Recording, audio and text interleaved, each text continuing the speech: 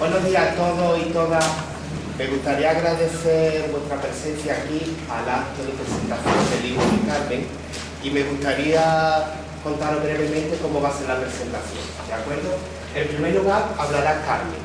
Carmen, como bien todos sabéis, es la autora del libro, La tragedia del desencanto. Un libro que el título no tiene nada que ver con el contenido. La tragedia del desencanto no es tal cual, más bien es un canto al encanto. Es un libro que tiene mucha esperanza, un relato muy importante. Y después tendremos una presentación del libro leída por la hermana de Carmen y acompañada por una serie de músicas también tocadas por él, que amenizará un poco la reunión, ¿de acuerdo? Y después pues tomaremos algo, ¿de acuerdo? Pues sin más dilación, con todos ustedes, Carmen. Os voy a contar un poco cómo fue la historia del relato, cómo empezó. Hace como unos 10 años, un grupo de mujeres nos reuníamos y hablábamos de literatura, más bien de escritura, y la persona que llevaba aquello, que era una muchacha muy interesante, pues nos dijo un día que nos hizo una proposición, ¿no? Una propuesta. La propuesta era hacer una historia muy corta de una mujer que se tiraba desde una 10ª planta y que moría. Entonces, bueno, pues todo lo hicimos y llegó el día de la lectura. En ese día de la lectura, todas íbamos leyendo. Entre pequeña lectura y pequeña lectura había algún comentario como qué bonito, qué estupendo, me gusta mucho. Y la última lectura resulta que cuando terminó se hizo un silencio, ¿no? Algunas veces la verdad es que los silencios lo tomamos como una forma negativa de hablar, ¿no? Pero este silencio no era de negatividad, era de impacto. La gente se había quedado impactada, ¿no? Entonces, la primera que habló fue la que nos propuso que convirtiéramos esas ideas en un pequeño relato de 4 o 5 páginas. Esa mujer, después de ese impactante silencio, dio como 2 pequeños consejos, ¿no? El primero era, está muy bien, nos hemos quedado impactados. Después hubo una legión que coreaba, ¿verdad? Qué interesante, uy. Porque claro, la idea de la persona que había escrito ese relato era decir, Dios mío, ¿qué he hecho yo? Debe ser malísimo porque la gente se ha quedado callada, ¿no? Pero no era así. Entonces ella hizo 2 propuestas. La primera, hazlo más largo. Y la segunda, cuando una persona se tira de una 10ª planta, se muere. Y la vida termina ahí. Eso lo quitas. Y yo le comenté, vale, yo haré el relato más largo, pero la segunda, el segundo consejo no te lo tomo en cuenta porque yo no pienso que cuando una persona se muera se termine ahí la cosa, ya esos son temas muy personales, ¿no? Pues a partir de ahí resulta que la tragedia del desencanto toma vida. Empecé a darle más páginas, más páginas. Yo por aquella época me estaba pensando que quería ser famosa, escritora, vivir de lo que ganara. Me creía que estaba en Estados Unidos, me estaba equivocando. Entonces tuve que hacer otras muchas cosas para trabajar y me dediqué a hacer una novela. Una novela que yo quería ser como la Margaret Mitchell de España. Demasiado. Pero empecé a escribir esa novela. Como mi vocación siempre ha sido lo del periodismo, empecé a investigar. Investigué mucho, me fui a Cuba, porque parte de esa historia transcurría en Cuba. Y entre tanto, pues resulta que yo iba agrandando este relato. Llegó un momento en que aquella maravilla que yo sentía por mi novela, no es que desapareciera, pero la dejé un poco dormir en un cajón. Y me dediqué a este relato. Poco tiempo más tarde, mi padre se fue, quiero decir que se fue a otro mundo, no que se fue a Alemania. Y bueno, yo, claro, lo recuerdo mucho y me acordaba mucho de él en muchas cosas. Era el hombre más culto y más autodidacta que yo he visto en mi vida, y he visto mucho, y a muchas. Pero no sé por qué, este relato tenía como magia y me hizo que abandonara la novela y que me dedicara a él.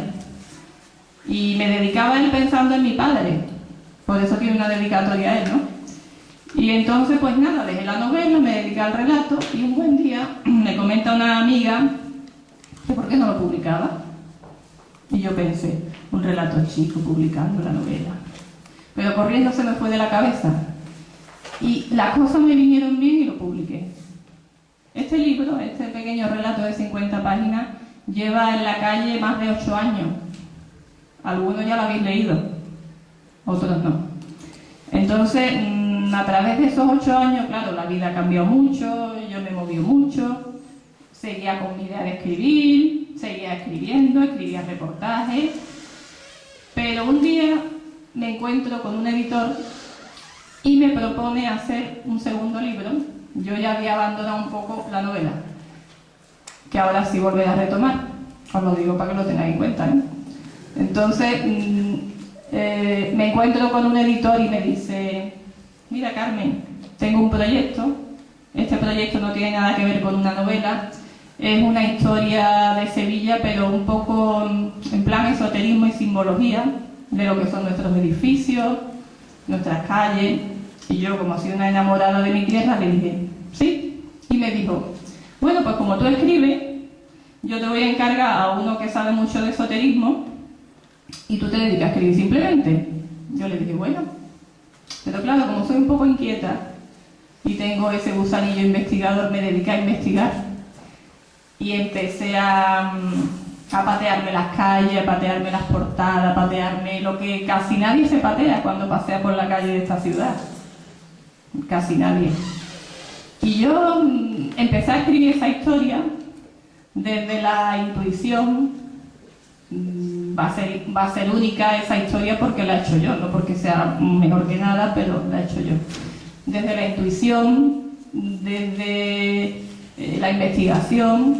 Pero bueno, estuve con ella 2 años, pero resulta que a los 2 años yo cambio de trabajo. Y una vez que cambio de trabajo me asignan a un lugar maravilloso, a una biblioteca. Allí me encuentro con 6 mujeres. Casualmente, bueno, aquí hay algunas, casualmente me empiezo a acordar de esa primera época en la que yo escribo el relato de la tragedia, ese relato tan impactante, y éramos 6 mujeres también, y aquí resulta que hay 6 mujeres, yo la 7ª, y la menos importante, claro, y entonces resulta que estas mujeres, de alguna forma, las cosas se van poniendo de manera que conozco a alguien que, bueno, ellas mismas son las que empiezan inconscientemente a prepararme mentalmente el camino para que yo diga, tengo que volver a reeditarlo. Y bueno, la reedición ha sido muy trabajosa, lleva 1 mes y medio preparando esto que veis aquí, con la ayuda de personas maravillosas, ¿no? Pero ¿qué pasa? Que bueno, vuelvo a reeditar y el tema es que el relato de forma mágica vuelve a cobrar vida, ¿no? De manera que si yo estaba 2 años preparando una historia un poco esotérica y misteriosa de Sevilla, el relato hay algo que se me mete en la cabeza y empieza a decirme, vuelve a reeditar, sácalo, que no se pierda. Entonces, dentro de mi entorno más cercano y dentro de mi núcleo de amistades me preguntaban, bueno, después de 8 años, ¿por qué lo haces? Después de 8 años. Y misteriosamente me doy cuenta que dejo una novela aparcada por este relato de 50 páginas. Y después dejo un libro esotérico e intuitivo por un relato de 50 páginas. Resulta que yo siempre he tenido mucha fe en él, mucha. Tengo la sensación, por lo que he escuchado, que todo el mundo que la ha leído a nadie deja indiferente. Yo cuando lo escribí, hombre, la verdad es que había muchas cosas que solemos poner en la vida, lo que hay en nuestra mente, en nuestro corazón, ¿no? Pero me llegaban historias que, por ejemplo, Cuando yo hablaba con alguien del relato, a lo mejor me decía, qué fuerte. Y yo le decía, bueno, ¿a ti te ha servido para algo? ¿Te ha hecho pensar? Sí, sí, pero últimamente una compañera estupenda, maravillosa, no del trabajo, que son maravillosas también, sino de otros sitios, me dijo, Carmen, tráeme el libro. Y yo le dije, ¿tú lo tienes, no? Dice, sí, pero tráemelo. Y entonces me explicó una historia que era la siguiente. Me dijo, mira, yo este libro lo compré hace 8 años, lo leí. Estaba en una situación bastante complicada y lo veía todo muy negro, muy negro. Y me lo leí, me harté de llorar. Dice, pero salí de una manera diferente. Dice, casualmente, una vecina mía, vamos a llamarlo así porque tampoco quiero dar muchos datos, una vecina mía pues estaba muy mal y quería hacer lo mismo que hizo la mujer del relato. No tirarse de una vecina a la planta, pero hacerlo de otra forma. Poner fin a las cosas, ¿no? Dice, yo le regalé el relato. Dice, bueno, pues vino al poco tiempo, me dio las gracias, cambió totalmente de opinión. Y yo la verdad es que fue lo más bonito que a mí me podían decir. Porque si alguna vez este relato tuvo algún significado, era ese. Yo no soy Jorge Bucay, ni nada parecido, ¿no? Pero, no sé, yo cuando lo estaba haciendo y cuando lo estaba reeditando, había algo que me decía, sigue, sigue. Y cuando esta mujer me contó esto y cuando otras personas me contaron otra cosa, pues como que yo me alegré y me di cuenta, siempre supe que era un relato de esperanza y que bueno, que aquellas personas que pensaban que no tenía sentido, yo tenía sentido cuando decía que yo no quería dejarlo morir, porque simplemente con que me hubieran contado la historia de esa mujer y otras historias, para mí ya era más que suficiente. Y bueno, aunque es pequeñito, de 50 páginas, el contenido es muy fuerte, es para valientes. Así que si alguno habéis visto los carteles por ahí, que imagino que sí, veréis que hay una mujer con un perro. Esa es la protagonista, la mujer con el perro. Y bueno, casualmente también, cuando se me asignó esta sala, después de muchos cambios y muchos temas, me dicen, bueno, hay dos opciones de día. Entonces apareció el día 18 de diciembre. Estaba yo viendo la televisión y aparece una imagen de la Esperanza Macarena. Digo, porra, si es el día de la esperanza. Y yo a todo el mundo cuando me decía, ¿qué historia más fuerte? Yo le decía, es una historia de esperanza. Y a la gente que me decía, ¿por qué lo vuelves a sacar? Le decía, porque es una historia de esperanza. Y no quiero que se pierda. Entonces, perdona, voy a mirar la chuletilla, no merece que se me haya olvidado algo. Y ya está. Bueno, lo último que quería decir es que os doy las gracias a los presentes y a los ausentes, que son algunos importantes. Y si tenéis alguna pregunta, pues los viejos que ya lo habéis leído, perdonad por lo de viejo, y los que no lo habéis leído, si tenéis alguna pregunta, podéis hacerla, ¿eh? Sin vergüenza, hombre, venga, que no nos conocemos. ¿Ninguna? Lo único que, por ser viejo, no hay que pedir perdón, es una experiencia acumulada que ayuda a los demás a vivir y a una misma, ¿eh? Yo creo que el sentido de este relato, cuando yo lo estaba escribiendo no lo sabía. Posiblemente, cuando se leyó en ese momento y mis compañeras, porque yo cuando lo leí me quedé un poco, digo, Dios mío, ya metió la pata, vaya porquería que he hecho. Y claro, allí todo el mundo. Y la otra, pues mira, pues sigue, yo no sé qué, y digo, ay, me di cuenta que aquel silencio. Pero posiblemente cuando yo lo había escrito, ya llevaba eso implícito antes de que yo lo ampliara, y yo no lo sabía. Y era un mensaje que había captado todo el mundo menos yo. Pero en cualquier caso, yo los mensajes que me llegan, yo estoy encantada, porque si se puede ayudar, si se pueden ellos ayudar a los que lo lean, y hay muchos que se han ayudado. ¿Alguna preguntita más? Venga, hombre, está ahí ahora Te el tiempo. felicito por el relato que hiciste porque desde luego es tal como tú lo estás diciendo, que ayuda a la persona. Es de esperanza, ¿verdad? Lo ves. Lo ves, se lo he dado también a unas cuantas personas y lo ves. Y te han dicho lo mismo, ¿no? Me ha dado manita de vivir, ¿no? Efectivamente, ha visto las cosas de distintas maneras. Primero se han hartado de llorar, ¿no? Y después se han hartado de reír, ¿no? Hombre, por lo menos la visión cambia y eso te da una esperanza. Es que también tiene muchos toques de humor. Porque, bueno, habréis leído el resumen, ¿no? Imagino.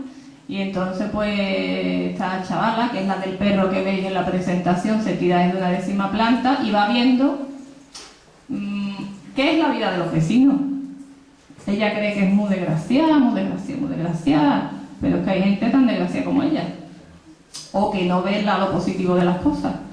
Y claro, ve cuando va bajando por las ventanas y va planeando y va levitando mientras que ve cosas que son un poco esperpénticas, algunas son esperpénticas, como la muñeca hinchable, ya lo entenderéis, algunos ya lo entendéis. Otras son cotidianas, como la de ama de casa o como la de la alcahuetilla que está todo el día mirando detrás de las ventanas a ver lo que hacen sus vecinos. Pero bueno, después tiene su mensaje y a mí me gusta. Y a la gente que la ha leído también. ¿Queréis preguntar algo más? ¿No? Está ya a tiempo, ¿eh? Que después me voy ya no... ¿No? Por ahí detrás... Aquí detrás te queremos. Gracias, guapo, yo lo sé. Que puedes hablar como un epílogo, en vez de como... ¿Qué? Que puedes hablar después como un epílogo, después al terminar. Claro. Según lo que veamos, según lo que... Venga, después de...